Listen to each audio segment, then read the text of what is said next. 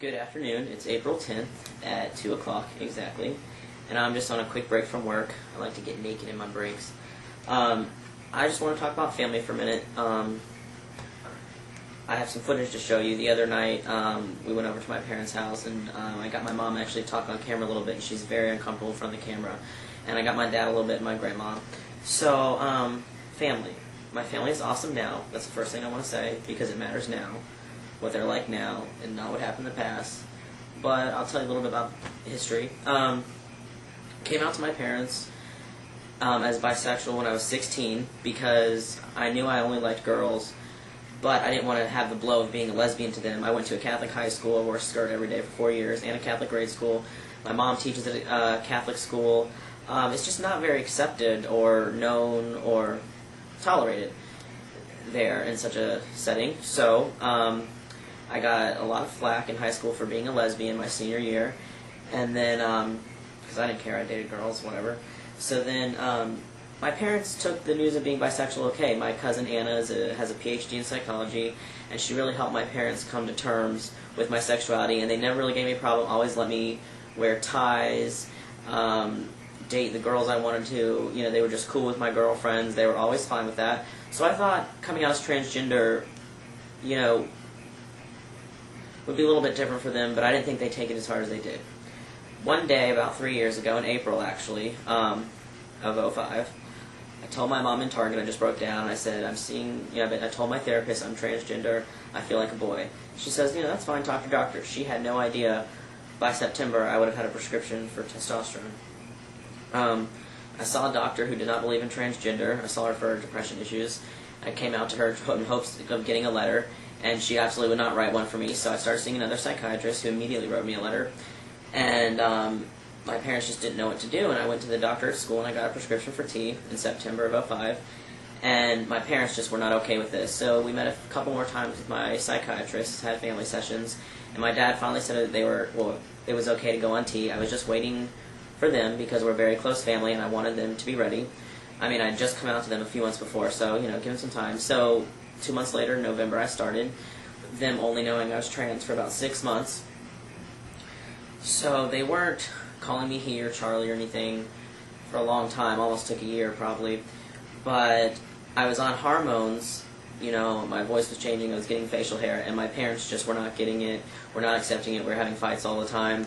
So they talked to my cousin Anna again, who's a psychologist in Atlanta, and she recommended this doctor named Dr. Virginia Earhart, who has been on 20/20, and who's just a really great gender therapist. I was concerned because whatever this doctor said when I saw her about my trans status, my parents were going to believe, so I didn't want her to be some conservative therapist that would tell them I'm not trans and I shouldn't be on hormones. So I checked her out, asked her out online, and she turned out to be, everyone said she's awesome. So I went to go see her. It was probably the best thing that's ever happened. My parents flew me up to Atlanta. I saw this doctor. She more than agreed that I was trans. And then she did some phone therapy with my mom, who then had to come to terms with, this is how things are going to be, it's not just a stage. And, my mom was really nervous up until my chest reconstruction in December of '06. She drove me to the airport, me and my ex-girlfriend at the time, and, we talked a lot while we were there. I talked a few times the day of surgery, so my parents were very supportive. And I have a cousin in the Baltimore area near Dr. Fisher who came to see me after my surgery, and she said my mom had called her crying, saying she should have been there, which really touched me because at that time my mom had never offered to go to surgeries. I didn't even ask her because I knew she wouldn't go, and it really just touched me to know that my mom wanted to be there. So I found that out, and then when I got back from surgery, my mom was like my hero. She went out and got me pain meds. She had to go to like 4 different pharmacies to find them, and then she just wouldn't let me lift anything. She was just being awesome about it, and that's when she really started coming around, was December '06 after surgery. She started to say, okay, this is how things are. She was very uncomfortable with the surgery, didn't want to see my chest for a while, probably has only seen my chest once since. But she really started to try, and then she started calling me Charles, and my dad is the one that actually started first and was very tolerant and said, you're my son just like your brother's my son, and was more open at first. My dad just has ADD and forgets all the time. Sometimes he'll just say she or her, and he doesn't mean it. He gets very upset and apologizes. But my parents are cool now, and that's awesome to say. And My dad's family took it pretty well. The uncles and aunts on that side are awesome, but my mom's family's a little slower. They don't really call me Charlie, except for the cousins, my first cousins. They all call me Charles. They were much more resistant. They just, would tell me I'm a pretty girl, even with a beard. And my grandma, my mom's mom, does not know that I'm transgender. She sees me with facial hair and gets upset and just thinks I'm different or something, but it's really straining our relationship, and I want to figure out a way to tell her. But my other grandma on my dad's side, my dad's mom, you would never know I wasn't her grandson. She was recently in the hospital down here in Florida, and I walked into the room and a nurse was putting an IV in, and she proudly says, "That's my grandson," his girlfriend. She totally gets that I'm a male. She gets that I navigate the world as a male.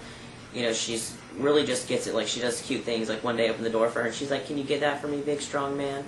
She gets to say things. She's not going to call me bro or man, but, she gets that I'm male. It's very nice to have one grandma that I can tell stuff to. And I've even told her about lower surgery stuff and how it fucks me out not to have whatever normal functioning equipment down there. And she is just very awesome and open and understanding. So it's really nice to have one grandma like that. So, the other family I don't really talk about much is my girlfriend Kristen. My partner, I should say. It sounds a little more serious. Kristen is a wonderful, amazing woman. I'm sure many of you have seen her blog now, her first video blog. Hopefully she'll do another one soon. And you can see what a caring, sweet, genuine person she is. She's really interested in focusing her studies and her time with GLBT stuff, specifically GLBT stuff, and bringing awareness to transgender issues and visibility. She went to Pride with me last night. I had the day off. We were able to go to Pride at school. And she ended up writing a message to the president, the now president, just talking about how she wants to work with them, but to increase their education of trans people. And I'm just so proud of her. And I'm amazed that this woman, this heterosexual woman that just liked me for being a nice guy, has come into this queer community and just has been totally accepted and loves it and is excited to go to Southern Comfort with me again. She's gone from dating this masculine Marine figure of a male, to me, and she's really learning a lot, but she's just so open, accepting, and so warm and sweet. She really just has a place in her heart for trans people. I don't talk about her enough. I really appreciate her and love her, and she's awesome. You can see that from her video log. But she's awesome family. We are together most of the day. I go to work 8.5 hours a day, but we see each other during breaks, and I absolutely cherish that time. And we sleep together every night, and it's the most wonderful thing in the world to wake up next to her. She is just the light of my life. I love her so much.